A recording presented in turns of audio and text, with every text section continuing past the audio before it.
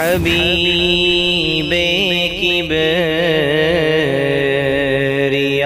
تم ہو۔ محترم ناظرین، السلام علیکم ورحمۃ اللہ وبرکاتہ۔ امید ہے کہ آپ سبھی حضرات خیر و عافیت سے ہوں گے۔ اللہ آپ کو اسی طرح ہمیشہ خوش و خرم رکھے۔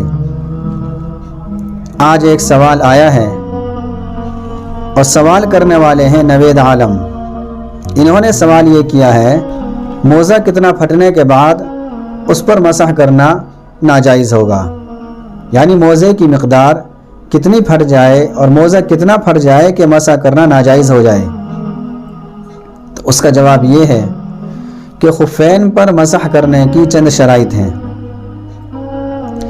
پہلی شرط تو یہ ہے کہ خفین اس طریقے سے ہو اور ایسا بنا ہوا ہو کہ وہ ٹخنوں سمیت پورے قدم کو چھپا لے،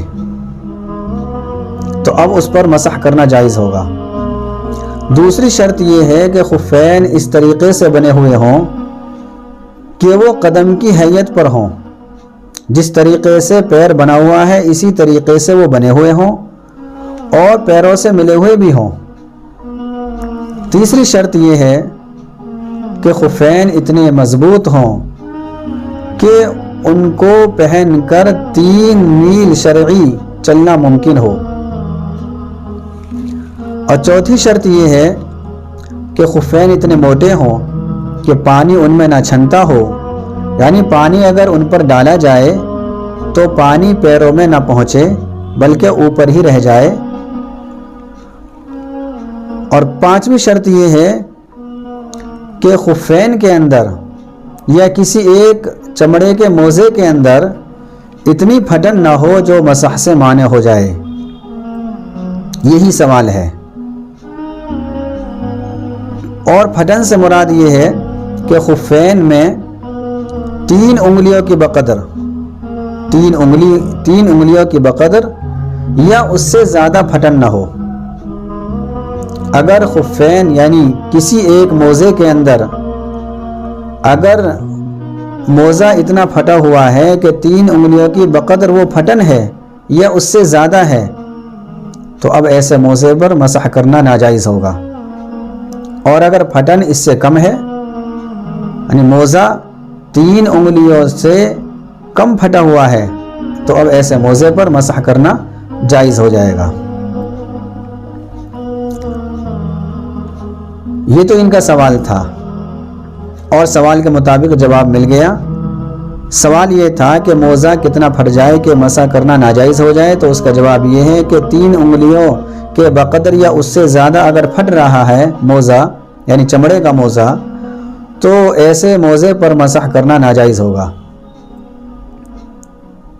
چونکہ موزے پر مسح کرنے کی شرط یہ ہے کہ وہ موزہ ایسا ہو کہ اس میں اتنی پھٹن نہ ہو جو موزے پر مسح کرنے کے لیے رکاوٹ بن جائے۔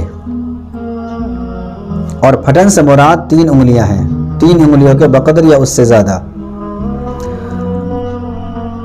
اب رہی بات کہ خفین پر مسح کرنے کا مسنون طریقہ کیا ہے، اگرچہ یہ سوال میں بات نہیں ہے لیکن یہ بھی ہم اضافے کے ساتھ بتانا چاہ رہے ہیں کہ خفین پر مسح کرنے کا مسنون طریقہ کیا ہونا چاہیے۔ تو اس کا طریقہ یہ ہے کہ دونوں ہاتھ کی انگلیاں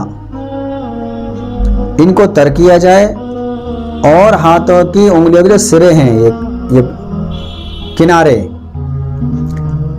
سیدھے ہاتھ کی انگلیوں کو پیر کی انگلیوں پر لگا کر اوپر پنڈلیوں تک کھینچا جائے، اوپر کی طرف کھینچا جائے اور اس طریقے سے کھینچا جائے کہ پانی کی لکیر بھی بن جائے۔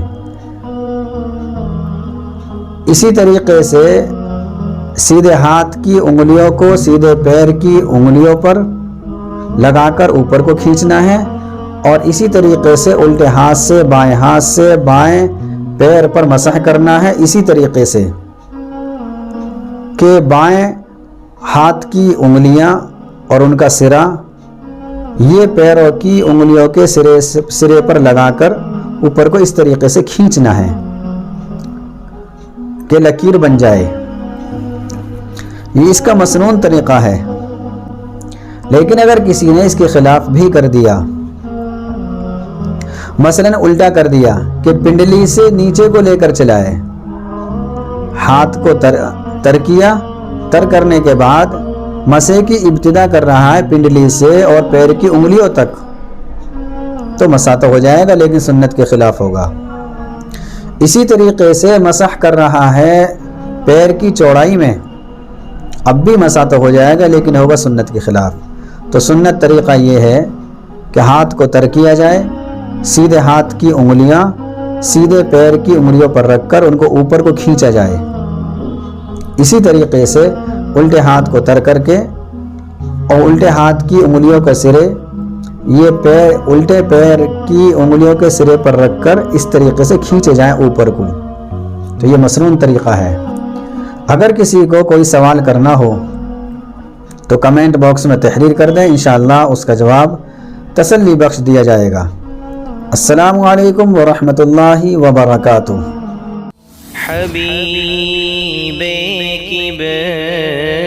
کبریہ تم